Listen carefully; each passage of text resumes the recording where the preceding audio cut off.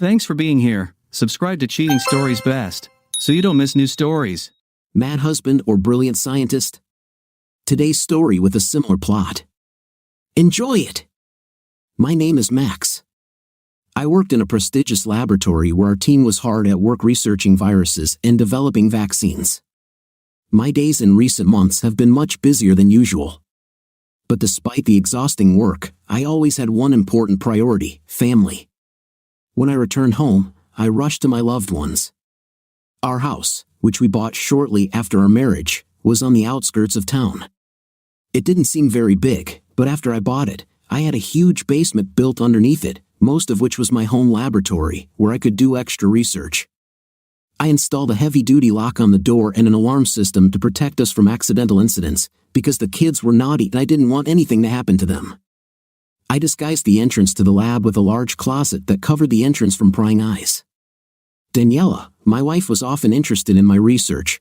I tried not to let her in. Only a couple of times I showed her my tables with test tubes, flasks, and microscopes. "What are you doing there all the time? You hardly pay any attention to us. At work, don't you have enough to do? Why do you bring it all home?" she asked me. "You know how important this job is. I can't stop thinking about it. Yes, you may be a good scientist, but don't forget that you also have a family. Rick has a big baseball game tomorrow. Do you even remember that you said you'd come?" I caught myself forgetting all about it. But I didn't want to admit it. "Of course, I remember. I'll definitely be there. And Ginny, she's graduating in a month. I'm the only one doing it. She needs a dress and shoes. Have you ever wondered how she's doing? I know she's smart, and so do you. She already has a boyfriend, you know? Sure, Nathan, I think. His name is Nigel. You're out of your depth with your work. What kind of interrogation is that? I couldn't take it anymore. You know how important my work is. I don't forget about all of you.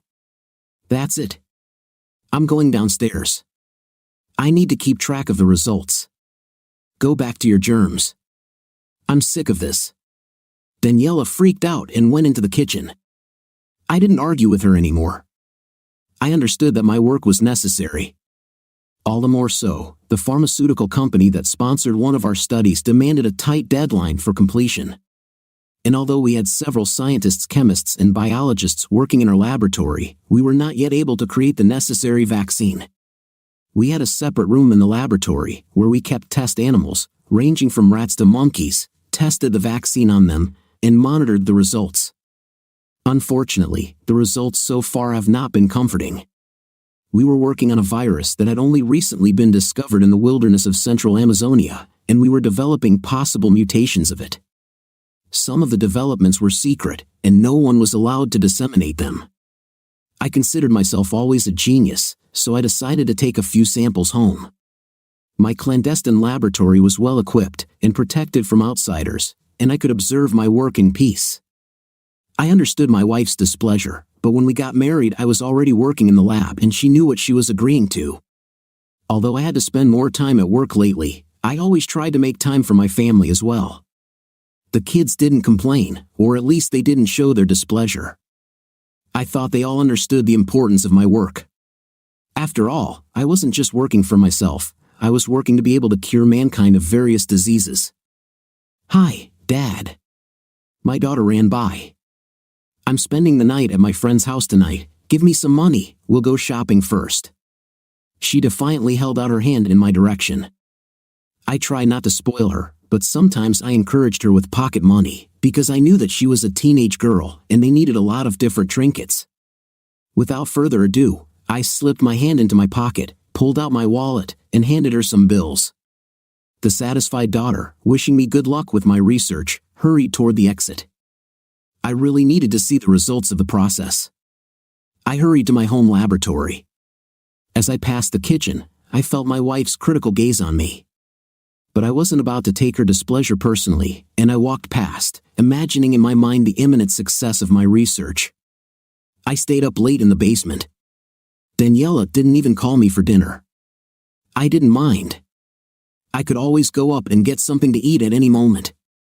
especially since I had a little fridge downstairs that could hold some food, and there was a way to heat it up in the microwave. After putting on my robe, mask, and goggles, I took a small test tube out of the centrifuge and looked at it in front of a bright light to get a better look at the color of the liquid. Then after dropping a drop on a glass, I began to examine it under a microscope. Whatever was going on inside that droplet did not show the results I had expected. After cursing, I put everything into a special container and sent it to a large refrigerator where many of the samples were stored. Realizing that I was definitely not going to get any results today, I closed everything up and went up to the house.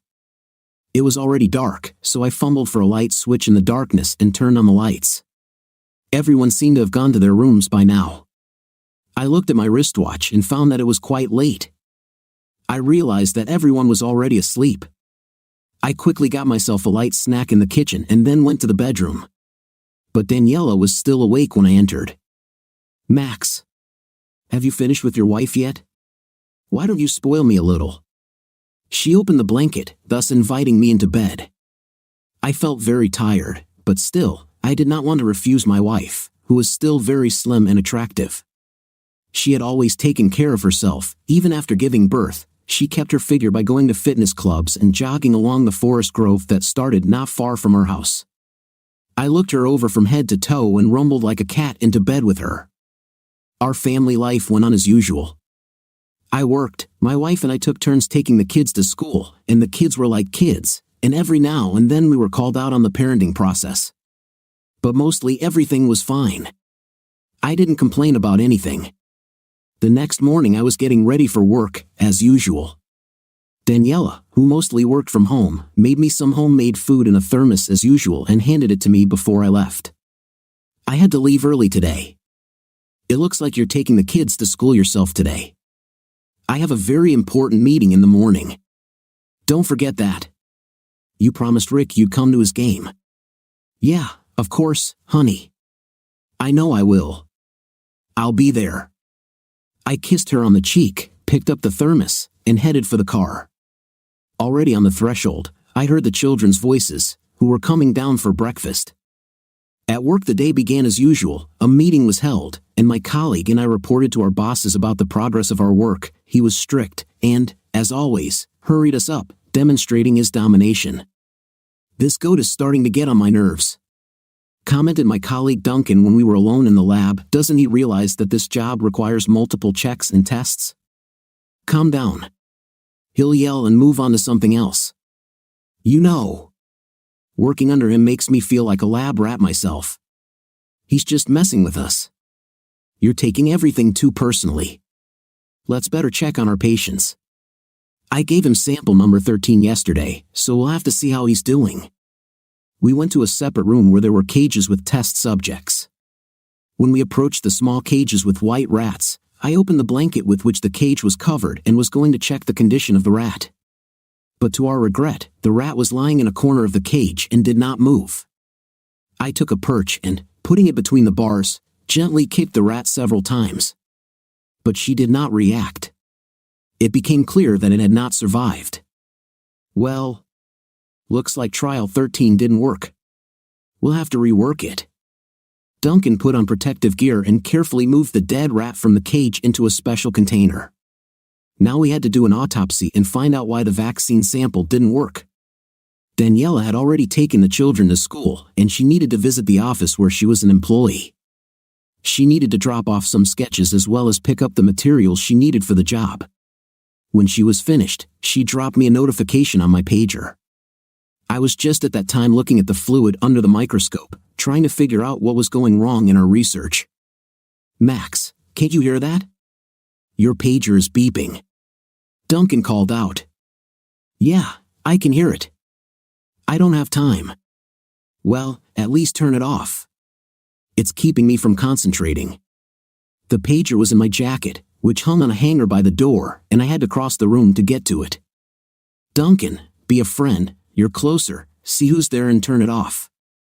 Duncan reluctantly got up from the table. I even felt his displeased look on my back, but nevertheless, he went to the sound of the pager and took it out of his pocket.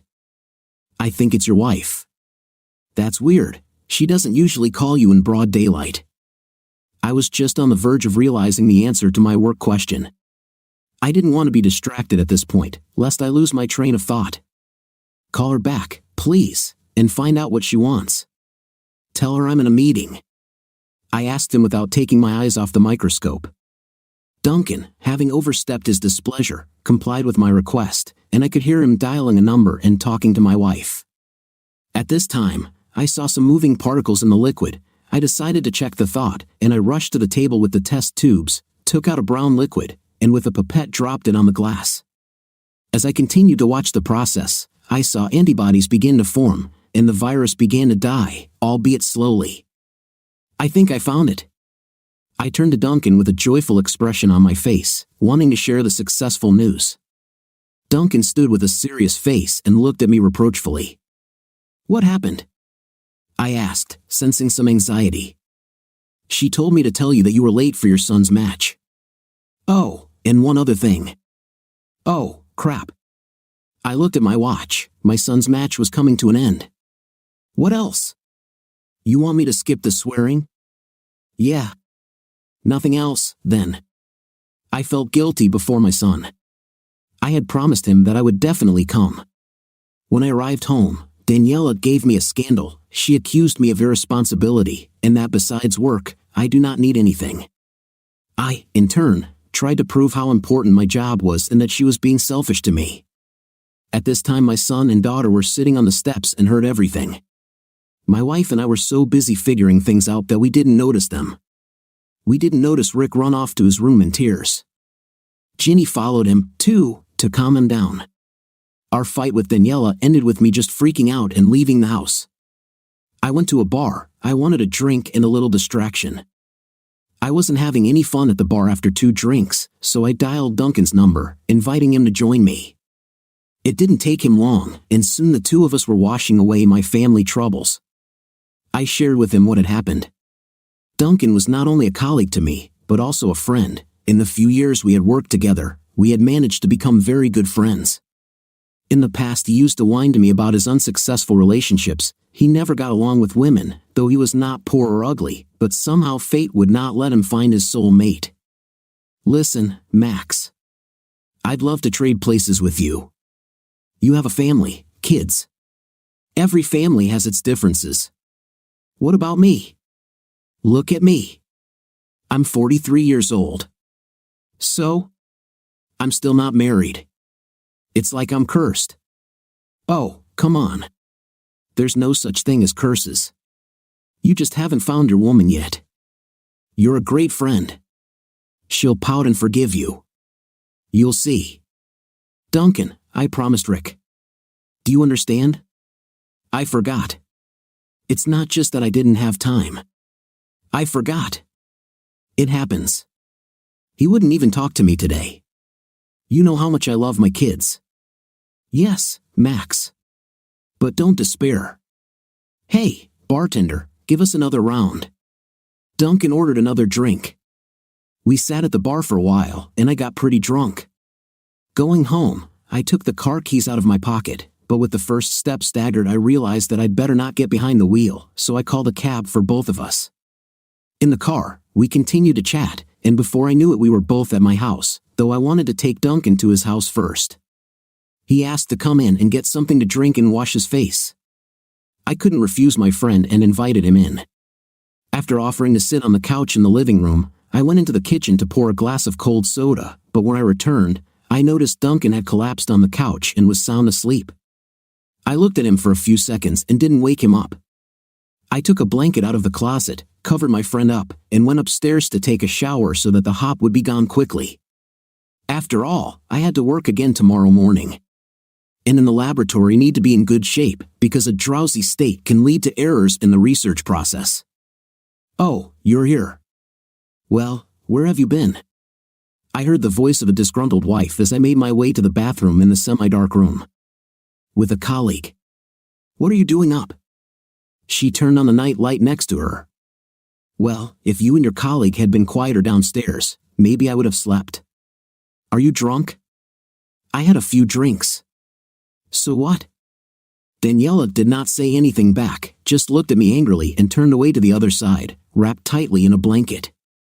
After the shower, I was about to go to bed, but my wife's nagging voice stopped me.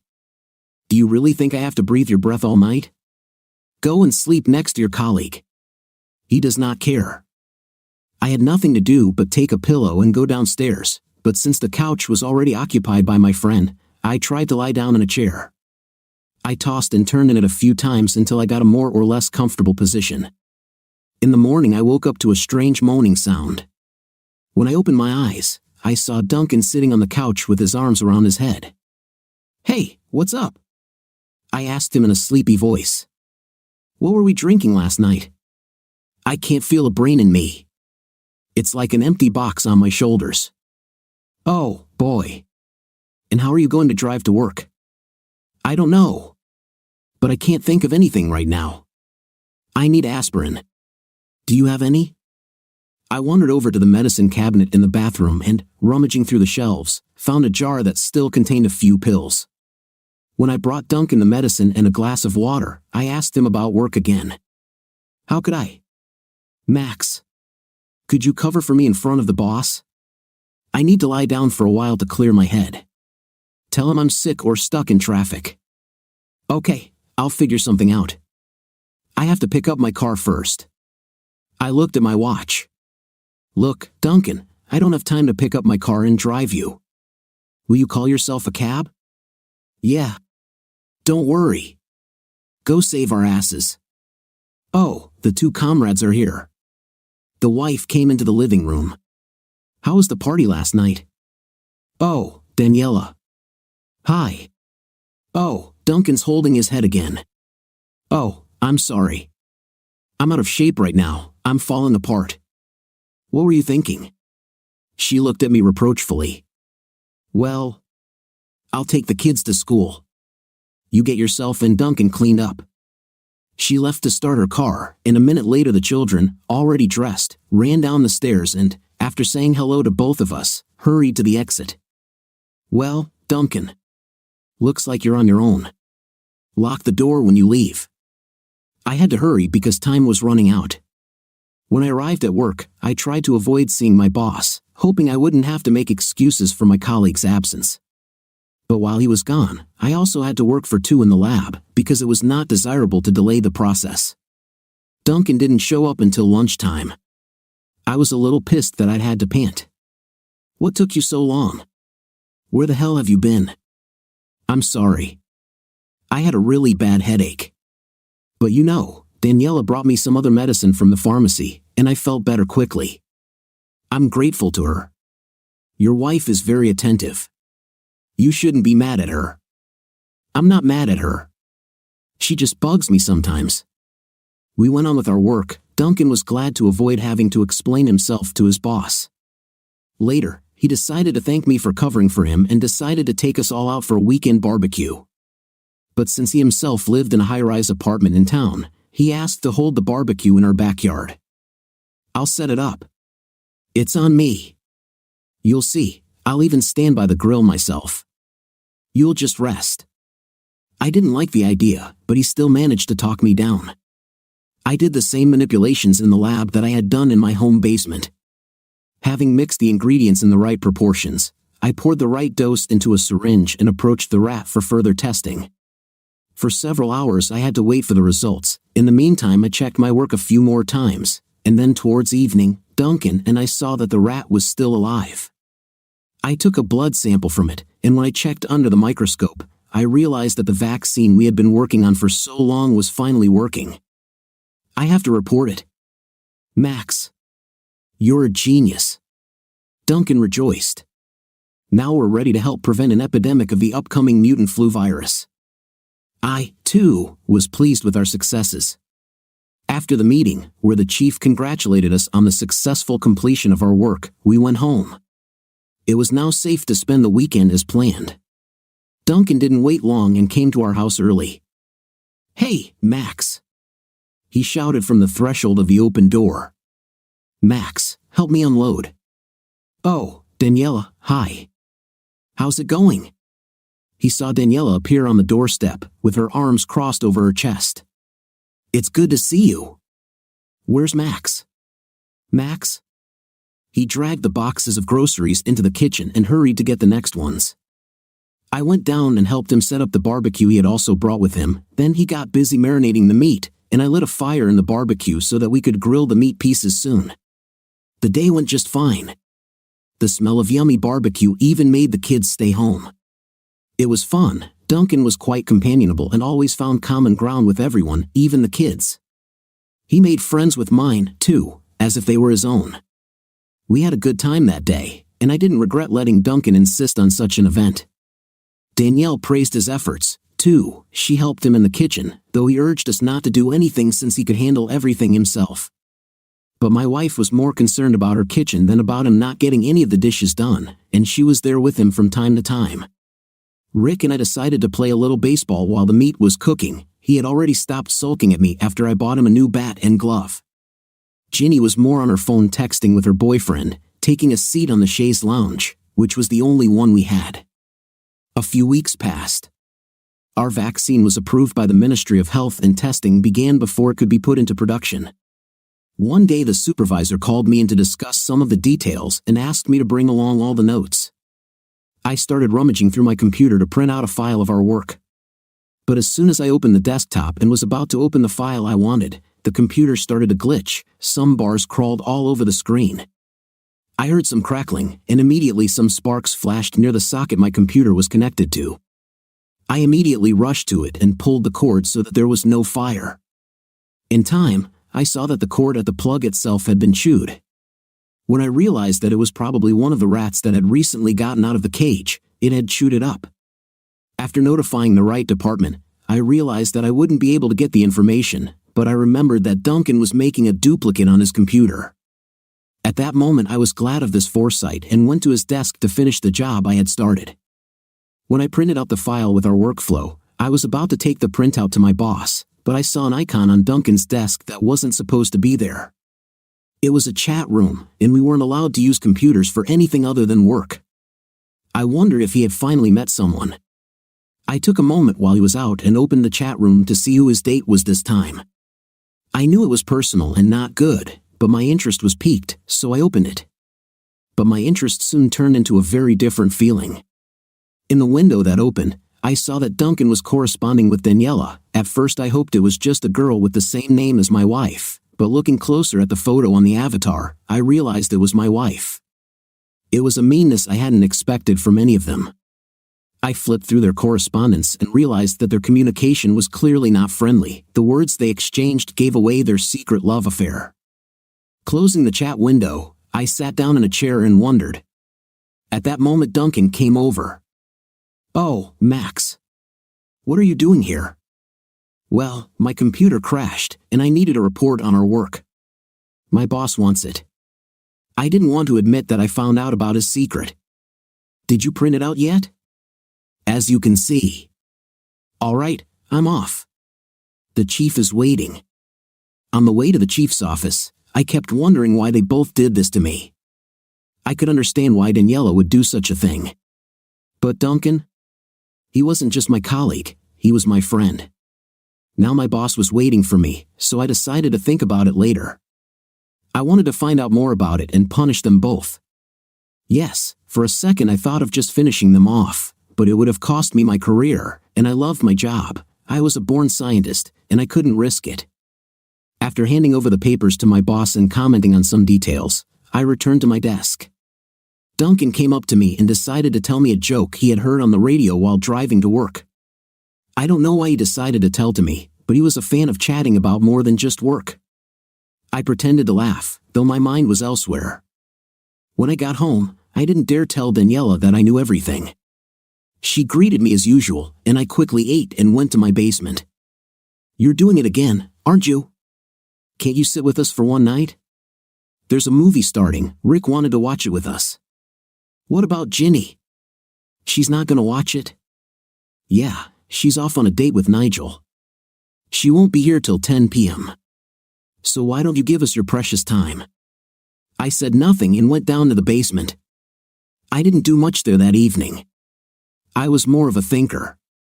Looking at the table with the jars, I noticed a cassette tape on the edge of the table. It had an inscription about my latest experiments on it.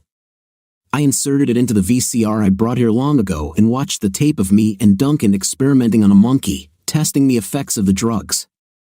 As I watched the tape, I kept thinking about what I had learned from Duncan's computer. But no idea how to expose and punish them occurred to me. I got up from my lab and joined my wife and son in watching the film, which was coming to an end. Dad. You missed everything. That's all right, son. I've already seen that movie. You liked it? Yeah. It was very interesting. I hugged my son and looked at my wife, who was just watching me silently. I looked into her eyes, in which there was not an ounce of shame for the fact that she was having an affair behind my back with my colleague and friend. I stopped loving her by the minute, and the hatred I felt for her only increased. The movie ended, and Rick rushed to his room to finish playing his computer game. My wife and I were left alone. How are you doing, Daniela? What did you do today? Are you wondering what I've been up to? Why would do that? Are we celebrating today? Don't be sarcastic. Just curious. You're my wife. I realize I don't give you and the kids enough time, but we finished our project, which was urgent, and now I'll have more time. I'd like to make up for lost time. How nice of you. I feel like you feel guilty. And this is coming from her? The one who secretly cheated on me? Well, you decided to ruin everything. Why would I do that? Can't we spend time as a family? You know, Max, I haven't felt like your family for a long time. It's more like a book you decide to read when you have a spare moment. And when you're busy with your rats, that book just lies on the shelf falling dusty. Why are you getting so worked up? By the way, now that you're free, you can drive the kids to school and pick them up from there. I've been asked to go on a business trip. I'll be gone for 2 weeks. So you have a chance to prove to our kids that you're still their father. How? Where? For 2 weeks? Yeah, Max. Good luck with your parenting. I already told the kids. So they know. Ginny's all grown up now, but don't let her go out at night, let her come back on time. And you'll need to pick up her outfit from the tailor shop. It will be ready the day after tomorrow. I left the address on the fridge. Daniela left the living room. I was a little taken aback by the news. She was going to go tomorrow, and I, frankly, was not ready to be alone with 2 children, given the work I do. But she had already made up her mind. And that only added heat to my anger. In the back of my mind, I felt that I was not willing to let her go anywhere, even for work, and doubts crept into my mind about whether it was really a business trip because this had never happened before. I followed her upstairs to continue the conversation, but she had already gone to take a shower. I could hear her singing along to the noisy stream of water. Her purse caught my eye, and I decided to check it, even though I didn't know what I was looking for. In the first compartment I saw only a few items of cosmetics and a comb. In the second I found her phone and a check for a hotel room in another city. But looking closer, I saw that the room was for 2 people and paid for several days. I turned on her phone, trying to find something, but there was nothing, no correspondence, no list of phone calls, as if everything had been cleared out beforehand. I pulled out my phone and took a picture of the hotel address that was on the receipt, just in case. Putting everything neatly back as it was, I left the room and went downstairs. Now I had some information. The next morning I took the kids to school and returned home. On the way, I called my supervisor and excused myself for the day, saying that I was sick and didn't want to bring the sickness to the lab. To my delight, he agreed. As I drove up to the house, I saw Daniela putting her suitcase in her car and getting ready to leave. At first, I wanted to stop her and talk to her again, but I changed my mind and my next decision was to follow her.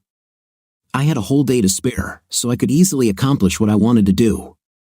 After following her a few miles out of town, I saw her stop at a gas station.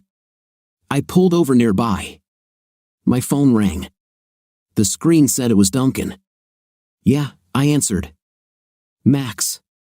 Where have you been? The chief said you were sick. How are you? It's nothing serious. I just got a little cold. And I have good news. I'm finally getting a leave of absence. Tomorrow I'll be free as a bird. Imagine, I'll be able to rest. For a year and a half, they haven't given me that opportunity. But now I'm gonna have the time of my life. Let me guess you're taking a trip somewhere? That's right. How'd you know? Oh, come on. It doesn't matter. As long as you get well. I hope you'll be at work tomorrow. I mean, there's no one to replace us. Don't worry, I will. I answered, not taking my eyes off my wife, who filled up the car and went to pay the gas station attendant. Another old car with a scratched side pulled up to the gas station. A man in his 50s got out. It occurred to me that Daniela might notice me because she knew my car very well. I called to the man, and he cautiously approached. I offered to trade cars with him. He hesitated for a while, and I offered him another couple $100. Fortunately, he agreed, and I got into his car. Now I could continue to follow my wife while remaining unnoticed. We drove on. The route turned onto a country road, which soon turned into a dense forest that had to be crossed to get to our destination. I had a scary idea that I was going to put into action. The idea that her business trip and Duncan's simultaneous vacation were not a coincidence, but a planned time for lovemaking kept me busy. I pressed the gas pedal and was soon on the narrow road with Daniela's car. The windows in the car I was driving in were tinted with black film, and she couldn't see who was behind the wheel. I started to pull her over to the side of the road. She started honking her horn at me. I could see through the lowered window of her car as she began to panic, not understanding what was happening. I turned the steering wheel sharply, and Daniela's car went off the road and rolled into a shallow ditch. Without wasting a minute, I jumped out of the car and hurried to her. She was already rummaging through her purse, trying to get her phone to call 911. But I didn't let her. With one tug, I snatched her purse from her hands. "Max? What are you doing here?" When she saw me, she got even more scared. "What's going on? Now we can talk." I grabbed her hand and held it so tight that she couldn't get free and walked out the other door. "Answer me. What business trip are you going on? What do you allow yourself?" She fidgeted, trying to free her hand. "Are you out of your mind? Tell me. Is Duncan coming to see you? Isn't he? How you two are together. You're sick. You're crazy." She started to press the signal with her free hand, hoping someone would hear and come to help. I couldn't let that happen, so I punched her in the jaw, which knocked her out.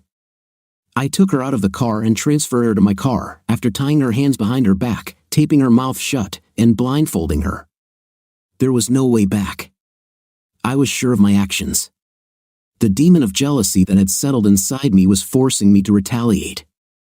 After getting her in the car, I drove away from the scene of the accident so that no one would see us, and soon I spotted a turn that led to an even denser forest, and I turned there. As I drove, I remembered that my grandfather and I used to come to these places as children, and he would take me through the woods and show me around. In the middle of nowhere he would take me to an old cabin that he said no one knew about but him, and he would sometimes run there from my grandmother, who liked to grumble, just to be alone with nature. For a couple of hours, I wandered along the road, which was almost out of sight. It seems that no one had looked in these places for a long time, especially before the turn there was a sign that the road is very dangerous and travel is prohibited. Still, my memory helped me find the place. Among the dense trees and bushes, there was a gray, dilapidated hut. I stopped the car. Daniela was still unconscious. I carried her to the hut and tried to open the door. It gave way right away because the lock was rotten from years ago. I took my wife inside and laid her on the floor. In the corner, I found an old rusty chain my grandfather used to tie his dog with. It took me a while to get it securely attached to the post. Rummaging through the closet, I found a lock and key. When I pulled my wife up, I chained her so that she could not get free. And as I was finishing, she began to come to her senses.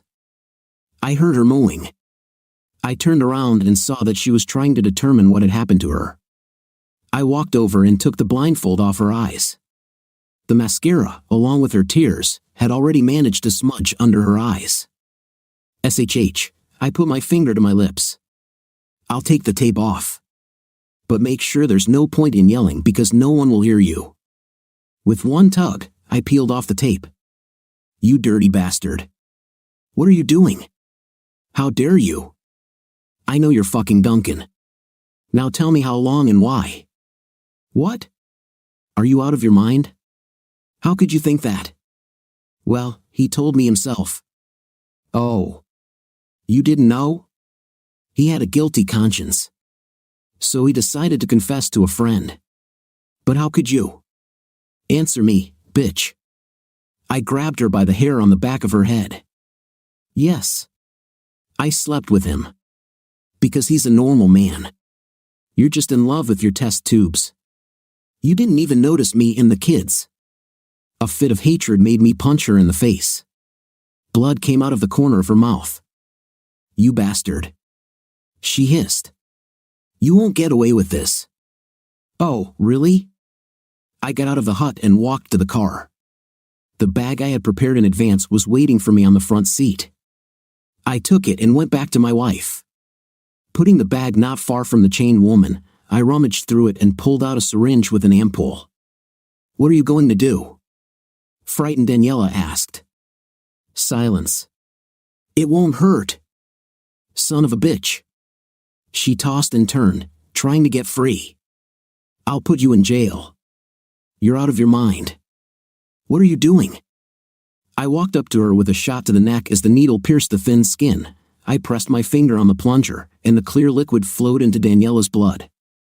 It was a sleeping pill. I didn't feel like it right now, a prolonged confrontation. When I removed the syringe, Daniela fell asleep almost immediately, her head bowed, and I leaned her against the post to which she was chained. Afterward, I walked over to the table and sat down in the old dusty chair. I knew there was no turning back. If I let her go, she would go to the police and tell them everything, but I didn't want to kill her either. For a few minutes, maybe 10 or 15, I sat and pondered, looking at the sleeping woman. I had done this spontaneously, driven by jealousy and anger. But now I had to think of a plan of further action, but so that the representatives of the law could not get hold of me. While I was sitting and thinking, my wife's phone beeped in her purse. Distracted from my thoughts, I walked over and pulled out her phone. The screen was locked, and it was unlocked through a fingerprint. I walked over to Daniela, took her thumb, and put it on the phone screen. The unlocking happened. I immediately went into my phone settings and turned off all the locks just in case, assuming I might still need her phone. After that, I opened the last incoming message. And I wasn't wrong in my guess. The message was from Duncan. Hi. I hope you're on your way out. They won't let me leave until tomorrow. I can't wait to meet you at the Roadside Inn. The Roadside Inn was the name of the hotel on the reservation check. So I was definitely right, and Daniela was going to spend all this time with Duncan. Where are you now? I got a new message from him. I decided to answer so he wouldn't suspect anything, while at the same time thinking of a plan to get even with this traitor as well. I'm on my way. I'm a little busy right now. Write to me before you leave. I have a favor to ask of you. All right. I'll text you later. The answer came. Well, I was grateful to whoever came up with the texts. The more I thought about the fact that two people I cared about had betrayed me, the more anger gripped me, and the desire for revenge only grew. I kept my wife's phone with me, hiding it in my pocket, then I made sure the chain was secure, tied her hands back behind her back, and taped her mouth again just in case. I needed to get home to get everything I needed for my revenge and to get everything ready for Duncan. Yes, I intended to kidnap him, too. But I had to do it without anyone looking for him, at least right away. Toward evening I drove up to an old scrapyard, disguised as an old man and using a different name, paid the guard a good sum of money, and he let me inside to pick out what I needed. I piled the big old cages into a rented truck and picked out some shackles and chains. You're going to keep a beast or something? The guard asked as he helped me load the cages into the back of the truck. Yes. A big beast. I want to get a couple of big dogs. I need them to guard the store, but sometimes they need to be closed. Dogs, huh? At first, I thought you were a veterinarian. Those cages were designed for rabid animals. They're tough. You're not a part-time journalist, are you?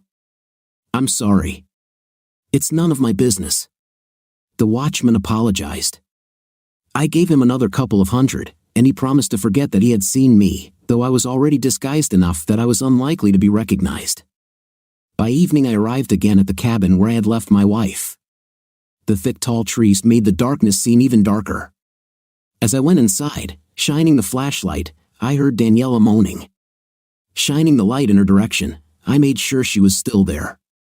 She moved something in my direction, but I wasn't going to talk to her yet. I found an old kerosene lamp on the table and lit it. The fire, through the murky glass, lighted the room slightly. I walked around the room looking for a suitable free corner where I could set up the cages, but Daniela's mooing wouldn't stop and it was beginning to annoy me. I walked over and ripped off the duct tape. "What are you mooing about?" "I won't listen to your pleas for forgiveness." "Moron. I have to go to the bathroom." She growled. I knew I would have to come back here more than once, and being in a room with an unpleasant smell was no fun for me. By the opposite wall, I found the door to a closet, and there I found an old bucket and held it up to Danielle. "Here's your toilet." How am I supposed to do that with my hands tied? I took the knife out of my pocket, crouched beside her, and slowly brought the blade to her face, and I could see that she was beginning to tremble, though she tried not to show it. You could read the fear of death in her eyes, but I put the knife down and cut the rope that bound her hands. Just as I pulled away, Daniela clawed at me with both hands, trying to pierce my neck with her claws. But I grabbed her hands in a flash, and since I was physically stronger, I immediately pulled her away, then gave her a few slaps to restrain her. Taking a few steps back, I looked at her exhausted body. Returning to the table, I pulled out a roll of paper and tossed it in her direction. "Here. All the comforts for you, my love." She just looked at me angrily. I went about my business. Getting the cages out of the truck, I had a hard time shoving them inside. Even though the door wasn't narrow, I still had to remove one jamb to get the cages through. I put both cages in the far corner, and then I put the shackles on. Then I threw in some old hay I found behind the house, and I guess I was all set. "What are you going to do?" Daniela asked when I approached her again. "What are these cages for? Are you going to keep me like a dog?" I didn't answer her anything, just gave her another shot of sleeping pills so I could calmly move her into one of the cages. When she was already inside, I put a huge padlock on the door. Through the small opening at the bottom of the cages, I slid a bowl of food through her. I had only brought a sandwich with me, and laid it out for her as supper. I also threw her a small bottle of water. After making sure she was securely locked up, I headed back home. It had been a hard day. When I entered the house, the children were already asleep. The old neighbor, whom I had asked to babysit before the trip, was also napping in the living room chair. I gently touched her arm. "Oh." "What?" "Oh, Mr. Parson. You're back already?" "I'm sorry, I think I fell asleep." "That's all right, Mrs. Quick. I'm fine. Thank you so much for babysitting." They're both home, so I put them to bed and sat down to watch TV. "I appreciate it. You're free to go. Can I walk you home?" "No." "Come on. It's only a couple of houses away. I'll get there." After closing the door behind her, I quietly went upstairs and opened the door to make sure Rick was asleep. Then I checked on Ginny. She was asleep with her headphones on, too, as usual. I went to my room. I needed a shower and a good night's sleep. I got ready for work in the morning as usual, took the kids to school, then drove to the lab. There I met with Duncan. He had some reports to sign before he went on vacation. "How are you, Max? You look a little tortured." He asked me. "Yeah, I feel a lot better now." "You're going on vacation?" "Oh, yeah. The chief asked me to pick up some paperwork, so I'll hit the road." "Well, have a good vacation then." I went to my lab section, sat down at my desk. I pulled out Daniela's phone and texted Duncan. "I had to go back yesterday, but I'm ready to go today. I'll wait for you at the old oak tree that grows near our house at noon. You know it. We'll go together." It didn't take long for an answer. "All right, sweetheart. I can't wait to see you." He wrote back. After waiting the necessary time, I reported to the chief that I had to go to get ready for research, and thus I got a few hours of free time. By noon I had made it to the appointed meeting place. Hiding in the bushes, I waited for Duncan to arrive. I texted him an invitation to get out of the car and walk down the path to the clearing. He obediently complied with my request. And as he passed me, I pounced on him from behind, immediately putting a napkin soaked in chloroform on his nose. His car had to be pushed into dense bushes. After tying the prisoner up and putting him in the trunk, I headed to the hut. "Oh, dear. Duncan." Daniela screamed when she saw me drag him to the second cage. "What have you done to him? You were a rascal. How can you do this to us?" "Me? What did you both do to me? Did you think about that?" I pushed him into the cage and shackled him to the chain. I put a bowl and water in a bucket for him, too. Daniela kept screaming all sorts of nasty things at me. I was getting pretty fed up with it. I went in there and taped her mouth again. "Shut the fuck up. No one can hear you anyway. You're just getting on my nerves." I went to my suitcase and took out a syringe of green liquid. After standing and looking at my wife, I approached her again. Tears rolled down her cheeks and she tried to say something, but the tape kept her from doing so. "I need to try some medicine.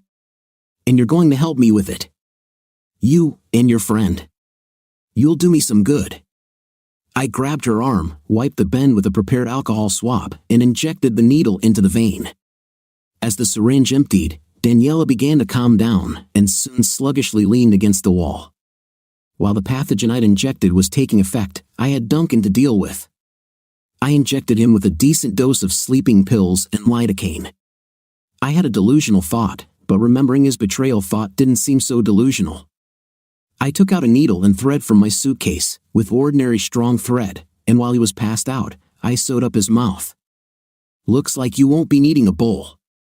I muttered to myself and took away his food, leaving water instead, with a thin tube that could squeeze between the stitches if tried hard enough. I also injected him with the pathogen. These injections were supposed to cause inflammation in their brains. In my home laboratory, I had altered the composition of the virus slightly, and now its mutated form was supposed to work much harder than normal encephalitis. There was no cure for my invention yet, and now I had the opportunity to study its manifestation in the human body. But now I had to be careful. This virus, though not airborne, I did not want it to get into the house and my children. Half an hour after I'd finished manipulating Duncan, Daniela began to regain some consciousness. She looked around and saw a horrible picture in the next cage. Her lover was lying unconscious, with his mouth sewn shut, and all pale. She looked at me with horror. "You're crazy. What have you done?" She screamed. "Duncan. Duncan. He can't hear you. And if you yell, I'll sew your mouth shut, too. Do you understand?" Daniela stopped talking. I took another syringe out of the suitcase.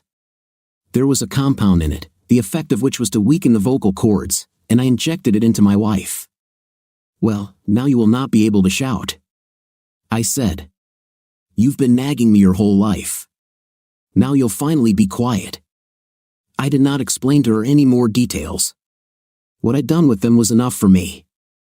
Now having two people on whom I could conduct my own experiments made me feel like the kind of black scientist they write articles about in scary stories. But I didn't care. I wanted retribution, and I got it. For several days I visited them and studied how the virus I injected them was working. Duncan regained consciousness several times. He stared in horror at what was happening, but could not say anything.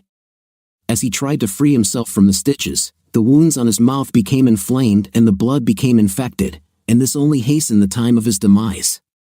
I, of course, took blood from both of them every time and examined everything in my home laboratory. I had created a new kind of virus and I wanted to track it in action and try to create a vaccine. A few days later, the police came knocking on my door. The kids were upstairs, but I sensed that Ginny was eavesdropping on the stairs, so I asked them to talk outside. "I don't know where they are." I answered the policeman's question when he told me that my wife and colleague were missing.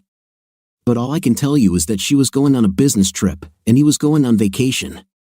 Later I found correspondence with my wife on his computer. It looks like they were lovers, And most likely, they both ran away. And it doesn't bother you that she left everything? The kids, the house, the job. You didn't just let her go, did you? It's been a long time since I've lived with her just for the kids. What could I do if she chose me over someone else? Have you married yourself, officer? No. I'm divorced. Well, you must understand me. Well, have a nice day, then. But if you hear anything, give us a call. I will. I closed the door behind them. Jeannie came down to the living room. Dad. They still haven't found Mom? No, daughter. You're an adult, you can understand that she decided to leave us. It happens. Don't judge her. I believe she still loves you. I hugged my daughter. But Rick wasn't old enough to understand why his mother left him. My daughter and I agreed to keep it a secret for now, telling him that his mother had gone abroad for another job. I visited the cabin for a few more days. It was not until a week later that I went there one last time when I had to bury the corpse of my wife, who had passed away from illness. The inflammation in her brain was happening so fast that she first became insane, and then her habits turned animal-like. She was not thinking anything, but she understood that she was chained, and like some animals caught in a trap chew their paws, so she tried to free herself. But she only began to bleed from the wound on her wrist, and it hastened her death. What do you think of our story today? To me, there are too many scenes in this story that evoke real fear rather than a revenge story. What do you think? How did this story make you feel? Write your opinion in the comments. See you in the next video.